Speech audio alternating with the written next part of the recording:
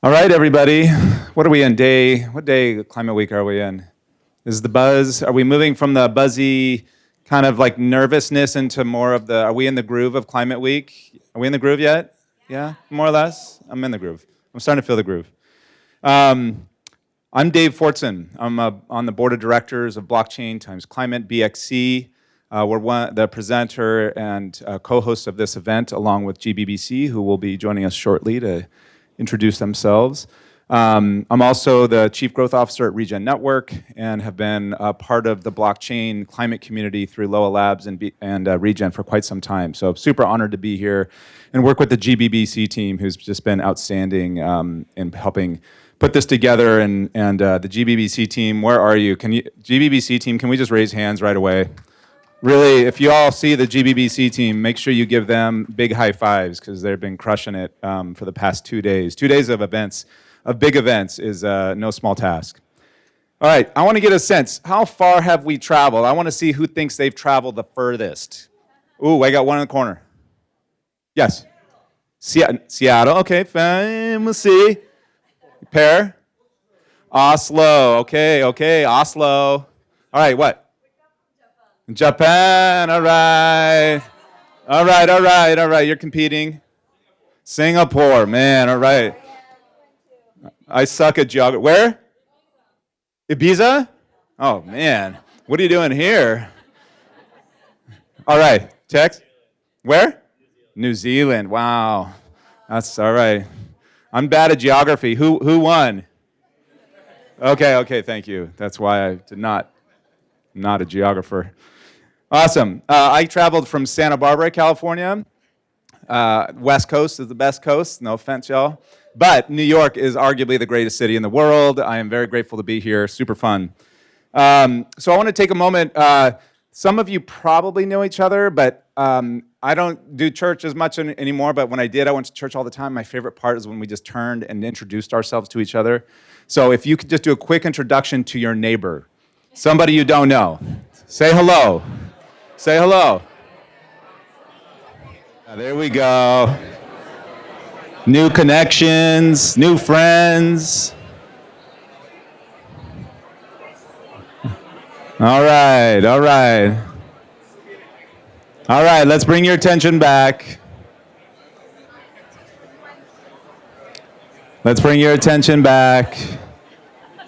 I know, it's really hard. It's hard. Everyone just wants to do this. This is why we're here, right?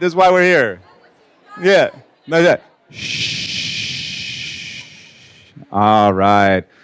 Isn't that the best part, though, of all these events? Just like meeting somebody new and, then you get into LinkedIn. That gets weird. But either way, it's good to see you all. All right. So I just want to remind people why we're here. And, again, climate, super heavy, right? It's just heavy. Every new news day is something heavier, and like half the people feel like they're sleepwalking. But I feel like our crew are a bunch of happy eco warriors is kind of the word that I use. It's like this a little bit of like, we're determined, we're relentless, but also we're just bringing joy, and we're bringing our intelligence and creativity and our relentlessness, right? We are relentless in what we do, right? It's not driven by money. It's not driven by some obligation to some boss necessarily. It's really, I think probably if you're here today, that is being driven by mission, right? And so I just want to keep holding that, and how do we bring joy to this movement? And we're going to learn today how people are not only bringing their joy, but their technology. They're bringing design, human design. They're bringing how do we build relationships? How do we design systems change? So we're going to be speaking a lot to that today. It's going to be very exciting. We're going from 12:30 until 5. We have back-to-back really good speakers throughout the day, and then we're also, then I think we're done with all the food and drink, but there are some waters in the back, the bathrooms around the corner. But please make sure if you take a conversation, please take it outside. But we'd love your attention here. And if you have a colleague that wants to join us, just send them on over. Well, we're definitely oversubscribed, but you know how the climate events go. We get about 1,000 people who sign up and about 300 who show. So anyhow, so let's get rolling. I like to take a moment to introduce my colleague and friend and one of the true badasses in climate tech, Sandra over from GBBC. And I'd like her to introduce the Global Blockchain Business Council and what they did. And by the way, quick hands, anyone at UNGA GBBC's event yesterday? All right, like to see it. Okay. Great. Well, first of all, thank you everyone for joining in the room. And for those who are live streaming, welcome. And I hope you have a great few hours with us. Thank you for joining. My name is Sandra. I'm the CEO of the Global Blockchain Business Council. And for those on the GBBC side, this is day 2 of our UNGA week. Yesterday was with the UN Joint Staff Pension Fund, and we basically spent the day focusing on the other SDGs related to financial services, infrastructure, regulatory, supply chains, all of that. But today is really a day dedicated towards energy, energy transition, renewables, climate, all the stuff that hopefully you are all here for, including also gender equality. So we'll be talking about that too.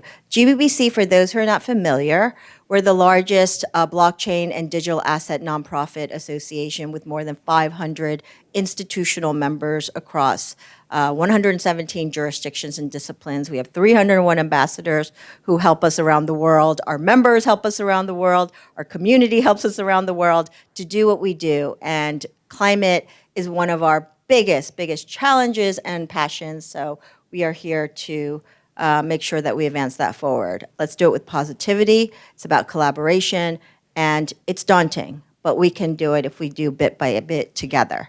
And I'm also on the board of BXC, and I'm really grateful for that too. Thank you.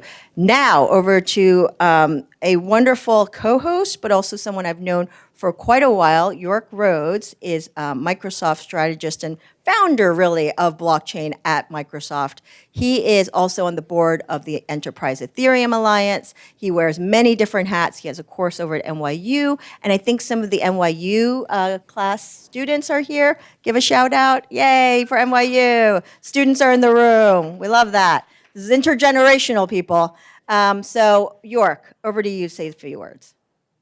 And thank you for hosting Microsoft. Of course, of course. And thank you for emceeing. That was amazing, by the way. Is that your specialty? I was going to call out my NYU students, so thank you, Sandra.